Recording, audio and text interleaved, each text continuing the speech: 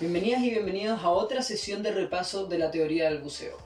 Durante esta sesión vamos a comenzar hablando sobre la teoría de la descompresión, que es un tema que necesitamos comprender muy bien antes de pasar a la segunda parte, que será la de planificación de buceo.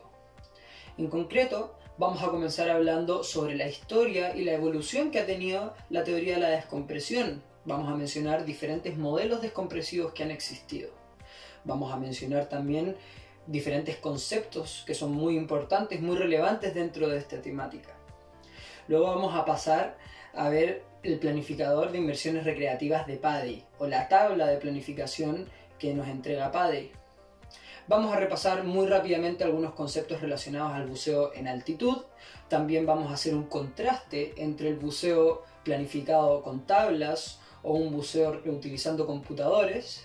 Y finalmente vamos a hacer un tutorial en que les vamos a enseñar paso a paso cómo planificar un buceo utilizando tanto la tabla de PADI como la calculadora electrónica para planificar buceos recreativos en multinivel. Cuando hablamos de modelos de descompresión, nos referimos a la aplicación teórica, por medio de cálculos matemáticos, de la relación o el comportamiento que tiene el nitrógeno con nuestro cuerpo cuando se encuentran sometidos a presión. Ya que, como mencionamos en clases anteriores, cuando esto sucede, el nitrógeno comienza a absorberse o a liberarse de nuestros tejidos. Nosotros necesitamos entender esta relación para poder así planificar y realizar inmersiones de forma segura, evitando uno de los mayores riesgos a los que los buceadores nos vemos expuestos, que es el riesgo de la enfermedad descompresiva. La aplicación de los diferentes modelos descompresivos se ve a través de tablas de planificación de buceo o de computadores de buceo, que lo que hacen es constantemente planificar la inmersión mientras estás en ella. Los primeros estudios con respecto a este tema fueron realizados a finales del siglo XIX y comienzos del siglo XX. Y dentro de esta misma época destaca como pionero en el ámbito el científico y filósofo escocés John Scott Haldane. Haldane, luego de años de estudio, de investigaciones y experimentos tanto con animales como con personas, en 1908 lanzó la primera tabla de descompresión. Dentro de sus investigaciones, él llegó a una serie de conclusiones que son todavía la base de los modelos descompresivos que se utilizan actualmente. Dentro de sus conclusiones, él destacó que cuando estamos a profundidad y la presión del nitrógeno que respiramos es mayor a la presión del nitrógeno que tenemos en el cuerpo, entonces el nitrógeno va a comenzar a absorberse.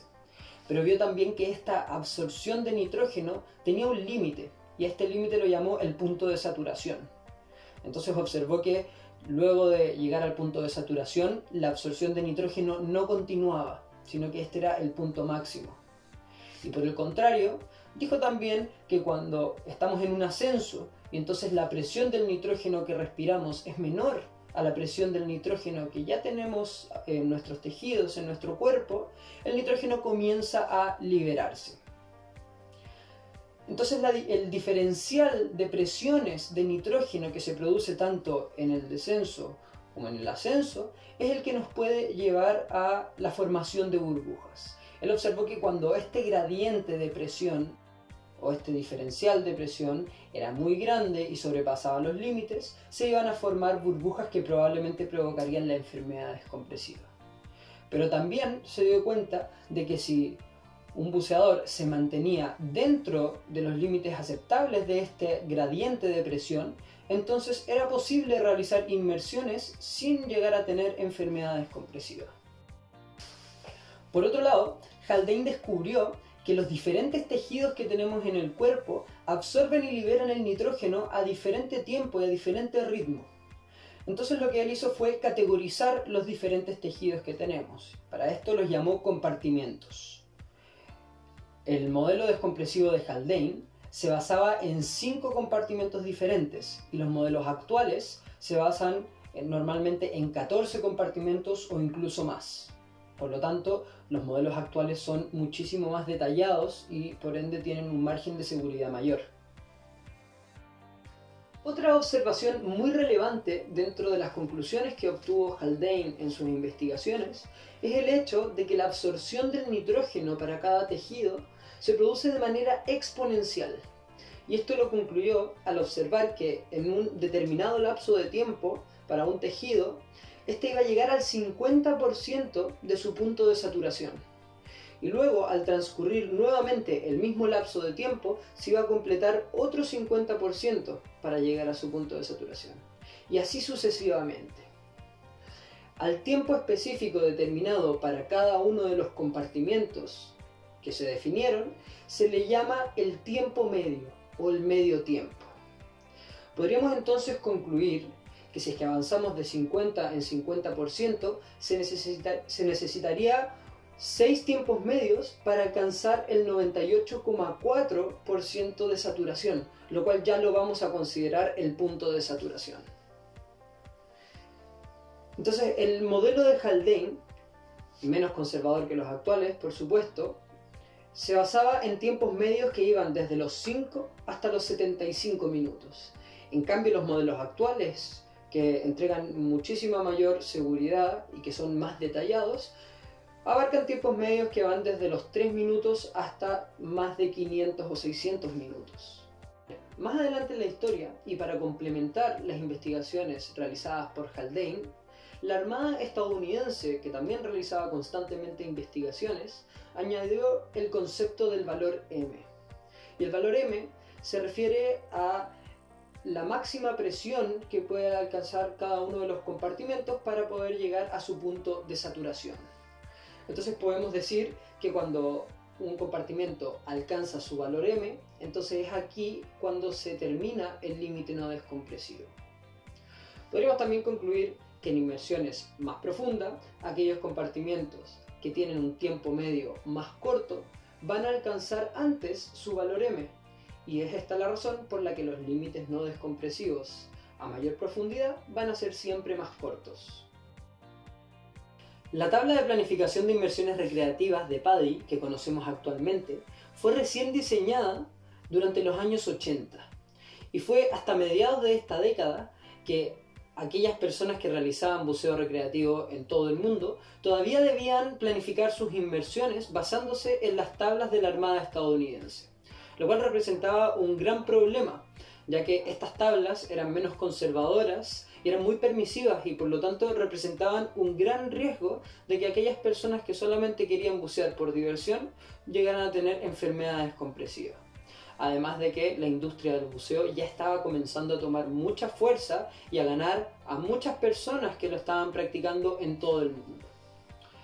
Fue entonces que un destacado químico estadounidense que se llamaba Raymond Rogers sugirió que se creara un nuevo modelo de descompresión con unas nuevas tablas que, en vez de basarse en tiempos medios de 120 minutos, como lo hacían las tablas de la Armada, se basaran en tiempos medios de 60 minutos, lo cual traería de todas formas muchísimo mayor seguridad y que permitiría que más personas pudieran realizar tranquilamente el deporte. Esta propuesta fue aceptada por la DISAT, que es una organización que hasta el día de hoy se dedica al estudio de la ciencia del buceo y al desarrollo de nuevas tecnologías en torno al buceo. Y fue esta organización la que financió y la que organizó las investigaciones para desarrollar el planificador de inmersiones recreativas, que fue lanzado en 1987 y que para entonces ya comenzó a ser distribuido por PADI, ya que en esta época PADI ya representaba a la agencia certificadora de buceo que tenía mayor presencia en el mundo. Para el año siguiente, en 1988, PADI lanza The Wheel, o la rueda, que era una nueva versión de la tabla, pero que no solamente permitía buceos con perfiles simples, sino que también buceos en modalidad multinivel. Esta tabla era un poquito más compleja de usar, ya que había que configurar mayor cantidad de detalles. Después, en 1995, PADI lanza la primera versión de la tabla que además permitía la planificación de buceos utilizando mezclas de nitrox, lo cual fue un enorme avance. Para el 2005, PADI lanza la primera versión electrónica de su tabla, que también permitía solamente planificación de buceos simples. Pero en el 2008 lanzan la versión electrónica completa que permitía planificar inmersiones simples e inmersiones con perfiles de multinivel. Es importante que tengamos claro que todas estas tablas, y no solamente aquellas diseñadas por PADI, sino que también por otras organizaciones, han sido diseñadas para realizar inmersiones siempre comenzando al nivel del mar. Pero si nosotros en algún momento llegáramos a querer practicar buceo en altitud, el cual sería ya sobre los 300 metros sobre el nivel del mar, entonces tendríamos que utilizar algunos procedimientos de planificación que son diferentes. Y para esto existen tablas de planificación de buceo en altitud, las cuales se complementan con las tablas de planificación de buceo al nivel del mar. Lo que hacen las tablas de altitud es convertir las profundidades del buceo que vamos a realizar a profundidades teóricas. Por lo tanto, después se aplican en la tabla de planificación normal. Y por otro lado, también es muy relevante que tengamos clarísimo que actualmente, con toda la tecnología que existe, lo que representa una mayor precisión y mayor seguridad es bucear con un computador de buceo. El computador de buceo utiliza los mismos modelos descompresivos que las tablas, solo que estos son maximizados para el perfil que cada buceador está realizando. Nosotros cuando utilizamos la tabla asumimos que vamos a realizar un perfil cuadrado de buceo, lo cual no es realista. En cambio, el computador te acompaña en cada metro y en cada centímetro y en cada porción de agua en la que tú estés buceando, y por lo tanto va a calcular un perfil exacto que no deja de ser teórico, pero que sí probablemente se va a acercar bastante más a la realidad y que por ende nos va a entregar mayor confiabilidad y mayor seguridad en los buceos. Entonces lo ideal sería que cada buceador y cada buceadora tuviera siempre su propio computador de buceo. Y en caso de que esto no fuera posible por alguna razón, que efectivamente cada inmersión se planifique con anticipación y que durante la inmersión cada persona tenga por lo menos un profundímetro y un temporizador, para que así se pueda asegurar que es posible respetar los límites no descompresivos planificados y de esta forma evitar al máximo el riesgo de tener una eventual enfermedad descompresiva. A continuación, vamos a pasar a mostrarles un tutorial en el que les enseñaremos paso a paso cómo utilizar la tabla de planificación de inmersiones recreativas de PADI, tanto en su versión física como en su versión electrónica. Para verlo, aprieta la ventana que está aquí en el centro de la pantalla.